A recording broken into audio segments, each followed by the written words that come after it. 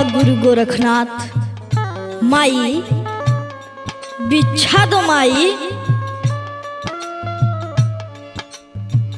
जोगी बाबा एगो बात पूछी। हाँ माई पूछा। तू जोगी काहे बन गईला बाबा? सुना माई। बोला बाबा। हे माई दुनिया बमाया के बाजार,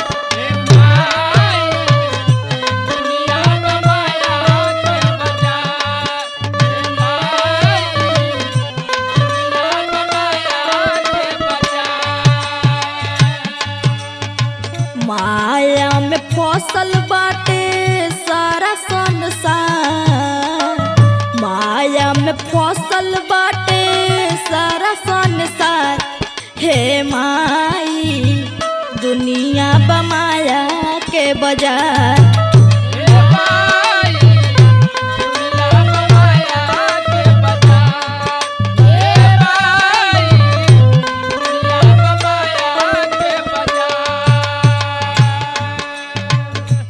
मानत है बाबा कि दुनिया माया के बाजार बा, लेकिन फिर भी माई हमार बात ध्यान से सुन।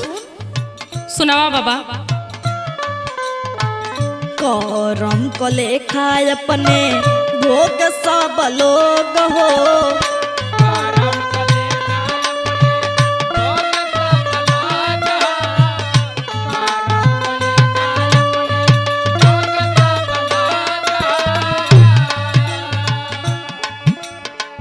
हमरे करम में लिखल बाटे अब जोग हो।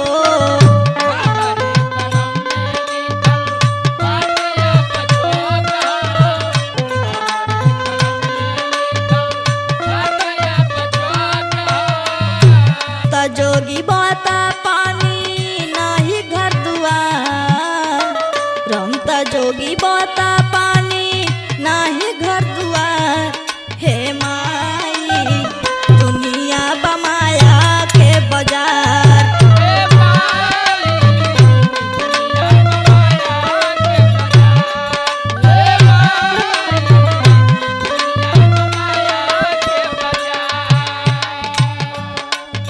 बाबा इस स्वर्ग नरक के भेद का बा?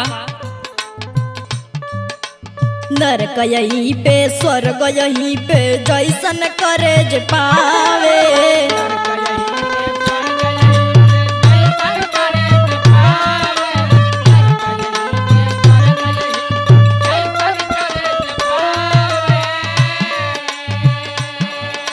मुट्ठी बांध के आवे सब ही खाली हाथ ही जावे।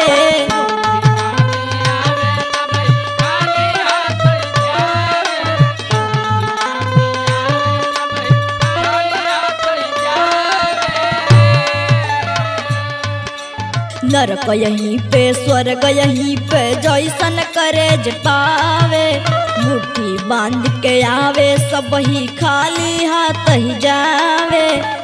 मतलब के हित मित संगी साथियार, मतलब के हित मित संगी साथियार। हे माई दुनिया बमाया के बाजार,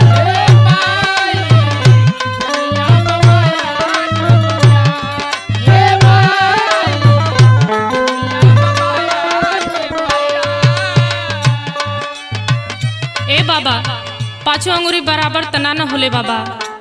तोहार बात सच बा माई, हमार बात माना, भगवान कल्याण करिए। कवन बात बाबा?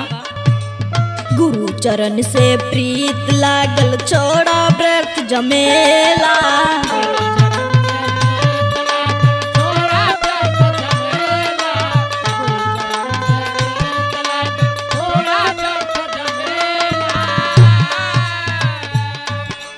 आनी जानी दुनिया ये माई, दूसरे दिन का मेला।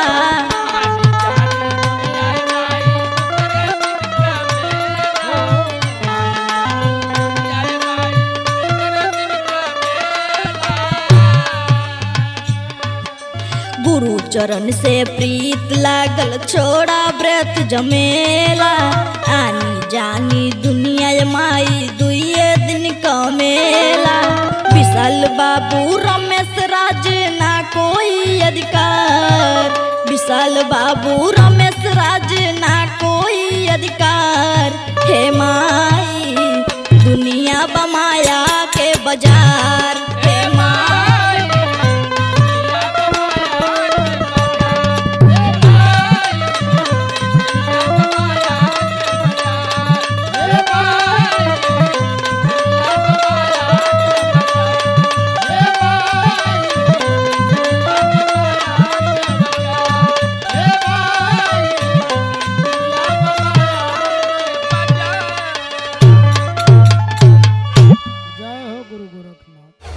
अगर आपको ये गाना पसंद आए तो आप हमारे चैनल को सब्सक्राइब एवं लाइक जरूर करें।